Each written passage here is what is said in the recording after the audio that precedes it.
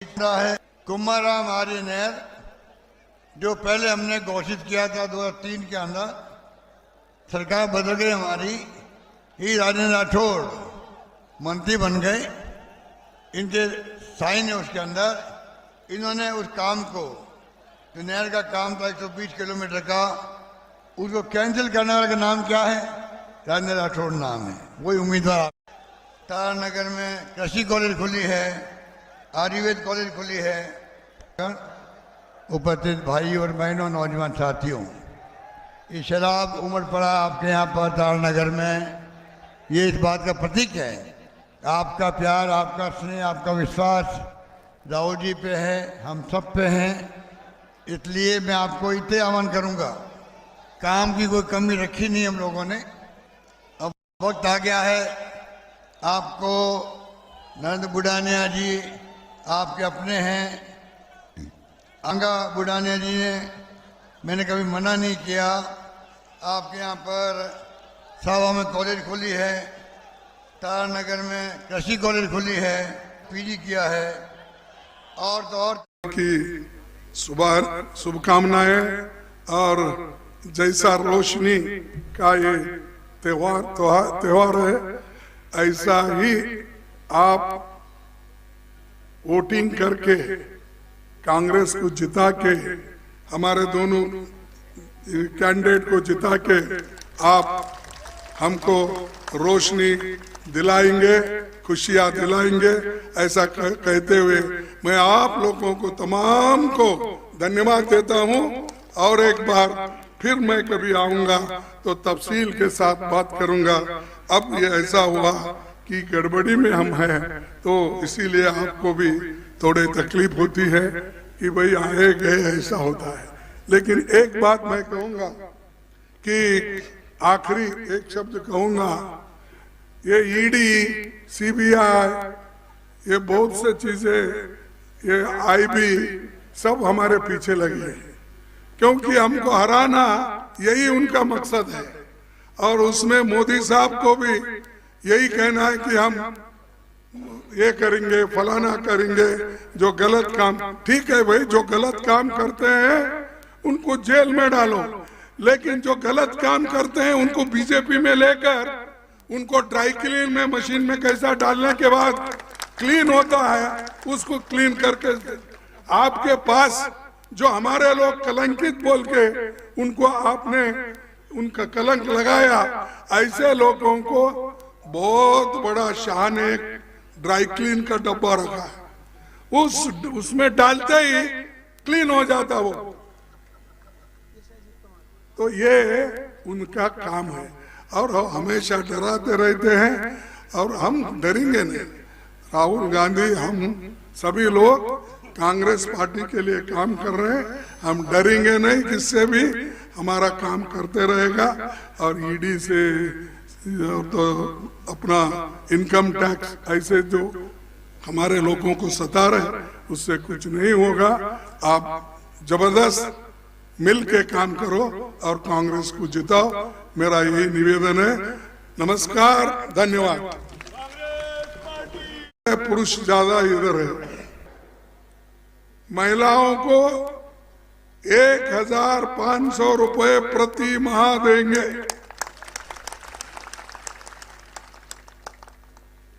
क्या हमारे बहने माँ दूर है, पुरुष ज्यादा इधर है। 500 रुपए में गैस सिलेंडर देंगे,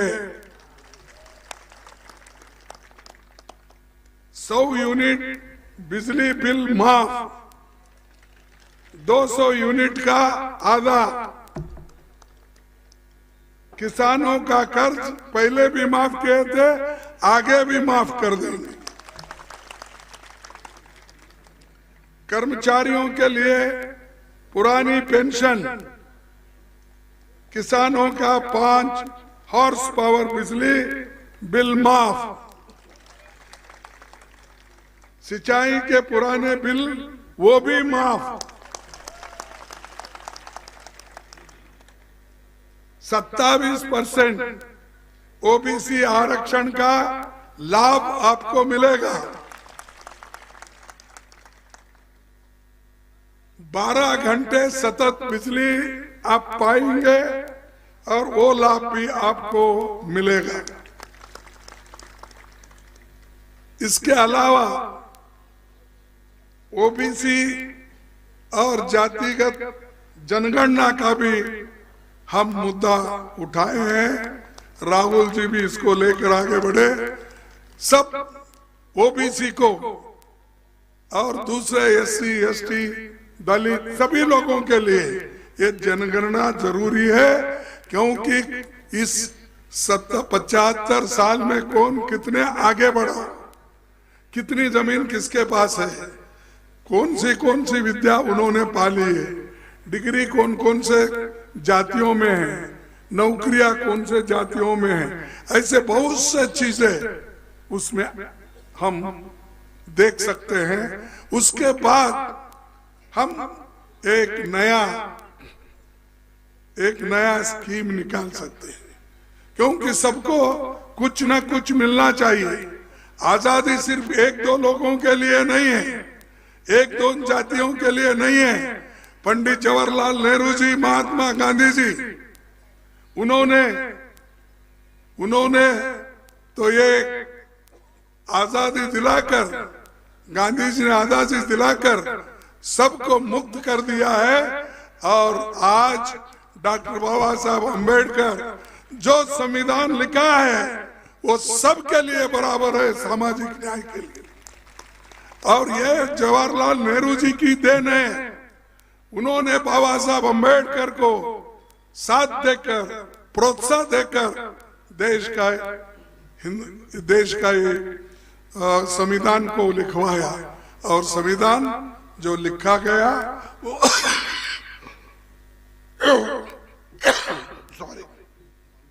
लिखा गया ये सबके लिए, स्त्री पुरुष बड़ा छोटा सबके लिए समान है। सामाजिक न्याय देने का ये संविधान है, इसलिए आप मत भूलिए। चंद लोग आके कुछ ना कुछ कहते हैं कि कांग्रेस ने वैसा किया, फलाने ने वैसा किया। देखो, कांग्रेस अगर नहीं होती इस देश को आजादी नहीं मिलती।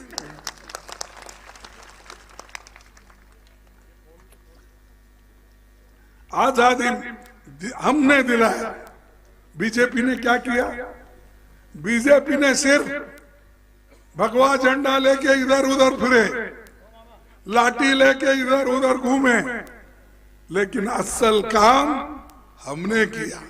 हमारे लोग सूली पे गए, हमारे लोग बड़े बड़े जुलूस निकाले, लाठी खाए। इसके बाद ये आजादी मिली। मोदी ने नहीं लाया, शाह ने नहीं लाया, आरएसएस के भागवत ने नहीं लाया। अरे ये खून पसीने से हमने इस देश को आजादी दिलाई, उसमें आज हम सबको उसका फायदा दिलाना है। और वो फायदा दिलाने के लिए ये सरकार मध्य प्रदेश में आना जरूरी है।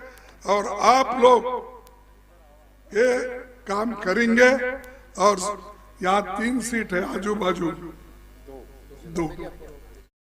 सम्मानित साथियों, हम सबके नेता माननीय मल्लिकार्जुन, हम सबके नेता अखिल भारतीय कांग्रेस कमेटी के सम्मानित अध्यक्ष श्रद्धेय माननीय मल्लिकार्जुन खड़गे जी, आपके बीच में एक बार जोरदार तालियां बजाकर उनका चंबल की धरा पर स्वागत करें। कांग्रेस पार्टी। सम्मानित साथियों, हम सबके नेता माननीय मल्लिकार्जुन खड़गे जी आपके बीच में हैं। आज हम सबके आदर्श पूर्व प्रधानमंत्री पंडित जवाहरलाल नेहरू जी की जयंती है। मैं अपने नेता माननीय मल्लिकार्जुन खड़गे जी वरिष्ठ नेताओं से अनुरोध करूंगा कि उनके चित्र पर पुष्प अर्पित करें। जवाहरलाल नेहरू, जवाहरलाल नेहरू। आज हम सभी का सौभाग्य है चंबल की धरा श्योपुर पर अखिल भारतीय कांग्रेस के सम्मानित अध्यक्ष हम सबके बीच में है। यह घड़ी ऐतिहासिक घड़ी है। अब मैं सम्माननीय नेता के स्वागत के लिए मैं कांग्रेस प्रत्याशी और जिला कांग्रेस अध्यक्ष सभी वरिष्ठ नेताओं से अनुरोध करेंगे, एक बड़ी पुष्पमाला के साथ जोरदार स्वागत करें। आप लोग तालियां बजाएं। Congress party, Congress party.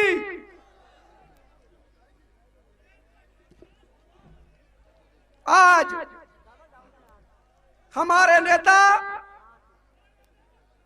Congress party के राष्ट्रीय अध्यक्ष हम सबके बीच में है। चूंकि उन्हें और भी सभाओं में जाना है, इसीलिए बिना विलंब किए मैं सभी की ओर से स्वागत के लिए जिला कांग्रेस के सम्मानित अध्यक्ष अतुल चौहान से अनुरोध करूंगा कि वो आए और स्वागत करें।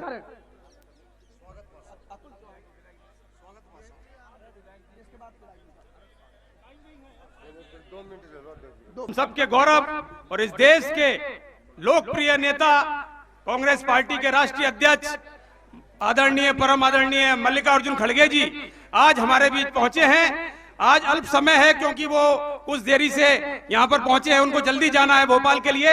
मैं केवल आपसे अनुरोध करना चाहता हूं और जिला कांग्रेस कमेटी की ओर से मैं हृदय के साथ स्वागत करना चाहता हूं कि उनका तालियां बजा करके आप स्वागत करें। और मेरा इतना निवेदन है कि 17 नवंबर को जो वोट पड़ेंगे उसमें आप बाबू जंडेल जी के समर्थन में पूरी ताकत के साथ पिछले रिकॉर्ड को ध्वस्त करते हुए वोट करिए और उन्हें भोपाल के लिए भेजिए। बहुत बहुत धन्यवाद। धन्यवाद चौहान साहब। और इसी क्रम में आप सबके लाडले जिनके लिए आप यहाँ बहुत बहुत सम्मानित हमारे प्रिय विधायक बाबू जंडेल जी को आमंत्रित करता हूं कि वो आए और संबोधित करें।